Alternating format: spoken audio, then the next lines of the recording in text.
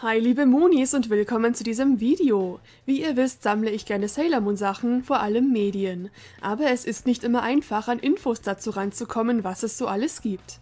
Deshalb präsentiere ich euch jetzt eine hoffentlich komplette Liste aller deutschen DVDs und CDs, die zu Sailor Moon rausgekommen sind. Das schließt auch andere Bild- und Tonträger mit ein, wie Blu-rays oder VHS.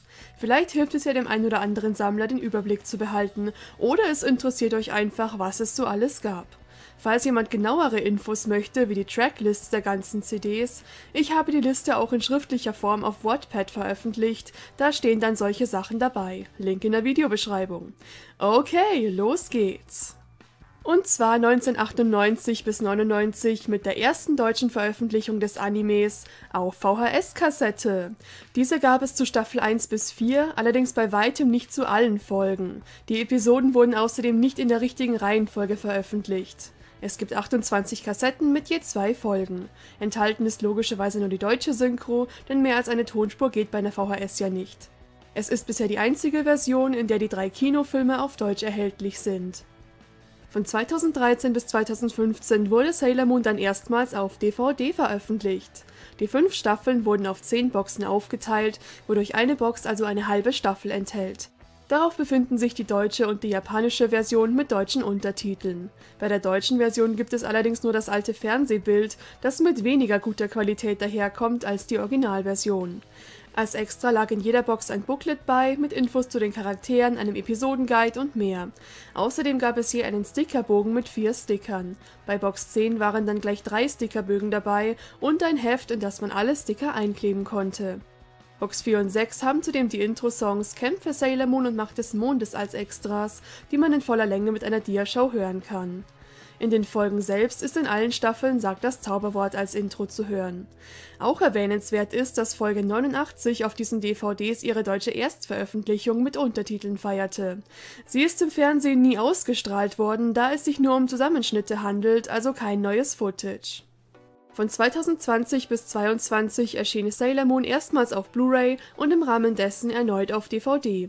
Dieses Mal befindet sich eine ganze Staffel auf einer Box, wodurch es insgesamt 5 Boxen sind.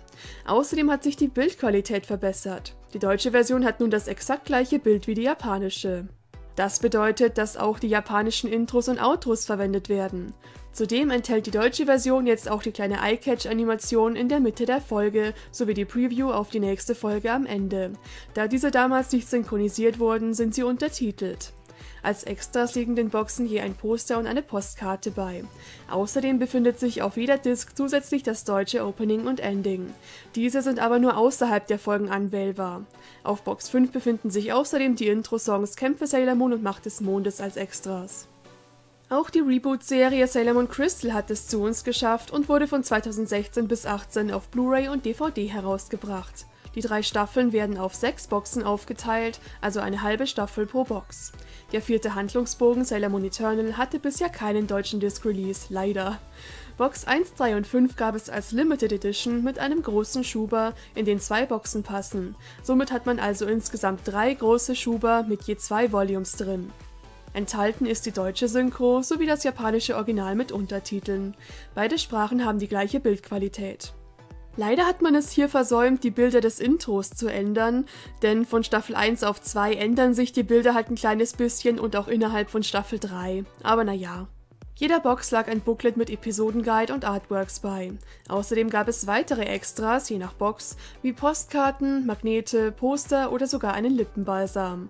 Manche der Extras sind aber nur in der Limited Edition mit Schuber enthalten. Auf den Discs von Box 2 und 3 befinden sich ein Synchron-Special und auf Box 4 eine Dokumentation. Diese stammt von Sailor Moon German und berichtet von der Leipziger Buchmesse 2016. Sie ist auch auf deren YouTube-Kanal zu finden. Kommen wir jetzt zu den CDs. Da ist bereits 1995 eine rausgekommen, die aber viele gar nicht kennen. Die Single zu Sagt das Zauberwort. Beziehungsweise heißt der Song ja einfach nur Sailor Moon, aber ich nenne es der Einfachheit halber trotzdem Sagt das Zauberwort. Die CD enthält 5 verschiedene Versionen des Songs, darunter auch eine englische Version und das deutsche Outro. Es gab die Single auch als Schallplatte. Bekannter sind dagegen die Superhits für Kids, wobei dieser Beititel ab Volume 4 nicht mehr dabei stand. Von 1997 bis 2000 erschienen 12 Volumes.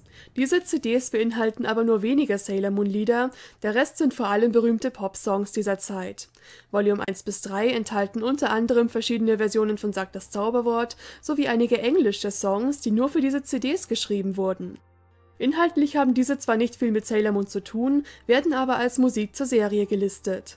Ab Volume 4 enthalten die CDs neue Super Moonies-Songs, die auf den normalen Alben nicht vorkommen, sowie japanische Originalsongs. Volume 8 und 12 waren Doppel-CDs. In den Booklets gab es meistens Extras, zum Beispiel ein Poster, Fangalerie, Übersetzung der japanischen Songtexte, deutsche Songtexte, Fantreff, ein Interview mit Kotono Mitsuishi gab es auch mal oder Steckbriefe der Charaktere. Das Poster gab es fast immer, die anderen Extras variieren je nach CD. Volume 9 lag ein Magnet von Super Sailor Moon bei und bei Volume 3 ein Stickerbogen. Bei der Nummer 4, 7 und 8 ist das Cover ein Wackelbild, das man entfernen kann und zum Beispiel als Mauspad benutzen kann. Und noch ein Fun Fact: Auf Volume 6 und 11 wurden die japanischen Interpreten falsch angegeben. Das wurde in meiner Liste natürlich korrigiert. Und wo wir schon die Super Moonies erwähnt haben, auch die hatten natürlich CDs. Das war eine Band, die 1998 wegen des Erfolgs der Serie gegründet wurde. Sie produzierten viele eigene Sailor Moon Songs, darunter die beiden Intros Kämpfe Sailor Moon und Macht des Mondes. Die Gruppe bestand aus der Sängerin Bianca Hanif alias Kisu und den beiden Tänzern Yasha, Ananta Ponce und Gabriela Gottschalk. Die letzteren beiden tanzten bei Live-Auftritten und verkörperten Sailor Moon und Tuxedo Mask. Kisus Kostüm stellt keinen bestimmten Sailor Moon Charakter dar, sondern ist ein eigenes Design. Die Super Moonies sind bei den Fans berühmt-berüchtigt für ihre nicht immer ganz korrekten Songtexte. Das wohl bekannteste Beispiel ist die Behauptung, Minakos Herzkristall sei der heilige Gral. Aber ich denke mal, das wisst ihr. Die Super Moonies haben 3 Alben namens Sailor Moons Welt, Sailor Moons Wintertraum und Die Macht des Mondes. Außerdem eine Single zu Kämpfe Sailor Moon mit verschiedenen Varianten des Songs und das Best-of-Album Silver Millennium.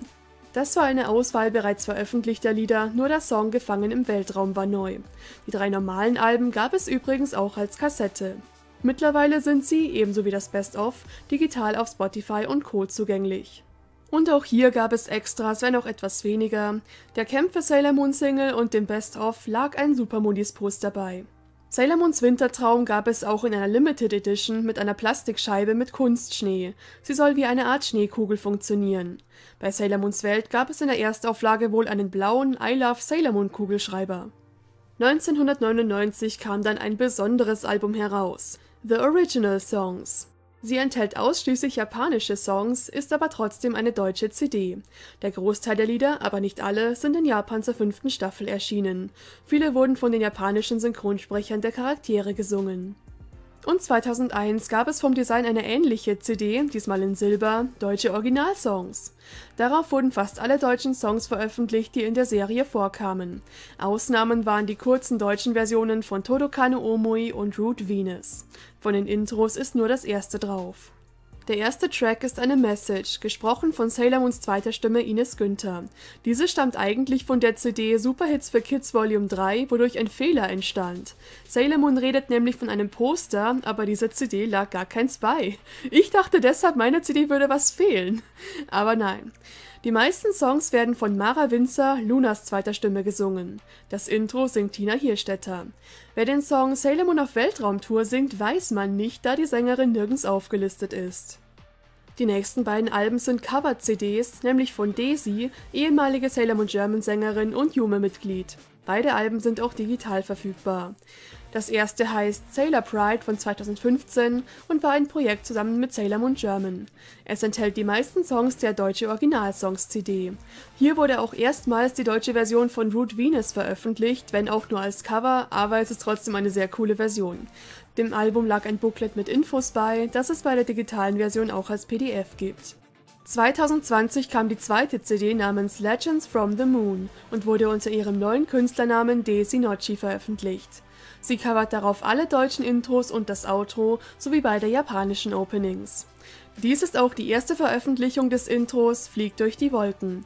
Der CD lagen eine Postkarte, ein Sticker und ein Notizbuch bei. Und als Bonus erwähne ich noch ein paar weitere CDs mit Sailor Moon Songs, die aber nicht komplett der Serie gewidmet sind. Auf der Animation Nummer 2 befindet sich Moonlight Densetsu in einer Eurobeat-Version von den Anipada Kids. Auf Nummer 3 ist außerdem die normale Version des Sailor Star Songs. Auf der CD Kinder Hit Mix 80 Hits für Kids im Megamix befindet sich das erste deutsche Intro als Teil eines großen Remixes. Es wird, so wie alle Songs, nur kurz angespielt. Außerdem befindet sich ein Cover von Moonlight Densetsu auf der CD Anipada Club No. 1 vom I Love You Project. Und es ist zwar keine physische CD, aber ich wollte es erwähnen, auf der ausschließlich digital veröffentlichten Anime-Hits Nummer 7 findet man die Intros Sagt das Zauberwort, Kämpfe Sailor Moon und Macht des Mondes sowie das deutsche Outro. So, das war's mit Musik, aber es gibt ja auch noch die Hörspiele. Diese kamen von 98 bis 99 auf CD und Kassette raus. Die Tonspur wurde vom Anime übernommen und ein Erzähler wurde hinzugefügt. Es handelt sich um die gleichen Folgen, die auch auf VHS veröffentlicht wurden, allerdings in einer etwas anderen Reihenfolge. Also auch hier gibt es 28 CDs mit je 2 Episoden. Und zu guter Letzt haben wir noch 2 CD-ROMs, also Computerprogramme. Beide sind von 2000. Das erste ist Horoskop & Games. Wie der Name schon sagt, ist der Hauptteil des Spiels ein ausführliches Horoskop mit Infos über Sternzeichen und Planeten. Es enthält aber auch weitere Features wie einen Kalender und ein Tagebuch. Zudem gibt es 3 Minispiele: Mondkristalle, das ist sowas ähnliches wie Tetris, Lunas Abenteuer, ein Rätsel, bei dem man einen bestimmten Weg gehen muss, und Serenitys Bildergalerie, das sind Bilder, die man als Puzzle zusammensetzen muss. Und die zweite CD-ROM ist das Druck & Screensaver Studio. Mit diesem Programm kann man Sailor Moon Bildschirmschoner erstellen, sowie Druckmotive wie Einladungen, Visitenkarten, Briefpapier, Stundenpläne oder Sticker. Dafür gibt es Vorlagen und Sailor Moon Bilder zur Auswahl. Es lassen sich auch eigene Motive einfügen. Das Sonderheft Nummer 14 des Sailor Moon Magazins ist ein Special zu beiden CD-ROMs und erklärt deren Funktionen. Im Heft gab es auch eine extra CD-ROM zum Ausprobieren des Druck- und Screensaver Studios mit anderen Motiven als in der Vollversion. Darauf sind Vorlagen für Grußkarten und Sticker enthalten, sowie 2 Bildschirmschoner. So, ich hoffe, ich habe euch nicht mit Infos erschlagen. Wie gesagt, falls ihr genau wissen wollt, was sich auf den Discs befindet, schaut bei meiner schriftlichen Liste auf Wattpad vorbei. Schreibt mir in die Kommentare, wie ihr diese Videoidee fandet. Vielleicht mache ich so eine Liste ja auch noch mit Sailor Moon Büchern, falls euch das interessiert. Über einen Like oder ein Abo würde ich mich auch freuen, wenn es euch gefallen hat. Danke fürs Zuschauen, ciao und bis zum nächsten Mal, eure Sailor Cat.